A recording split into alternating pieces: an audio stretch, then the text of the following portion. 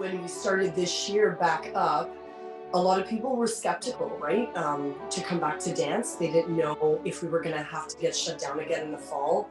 So a lot of people were quite apprehensive. However, there are still, we still have a school of 170 students this year that did decide to come back, and we've put a bunch of protocols in place. Um, and students have adjusted. Kids are resilient, absolutely. So it's been a very therapeutic journey since we had to reopen.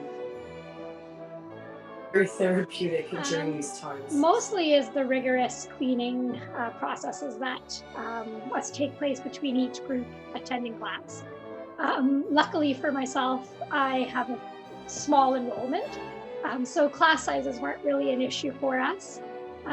But basically it was getting a handle on all the cleaning, and as many are not necessarily aware, dancing is already a socially distanced activity. So, excuse me, that wasn't really an issue to keep the dancers apart, as they require 6 feet to be able to perform their technical skills. It has been a great time. So what my Sugar Plum Fairy, her name is Cathy, and she has learned, I have taught her this routine in 3 half-hour sessions. So that's an hour and a half of learning and polishing the dance, which is insanely remarkable, especially she's in point shoes as well, which is quite different. I played the role of Clara as a young dancer, and then several years later, I played the role of the Sugar Plum Fairy.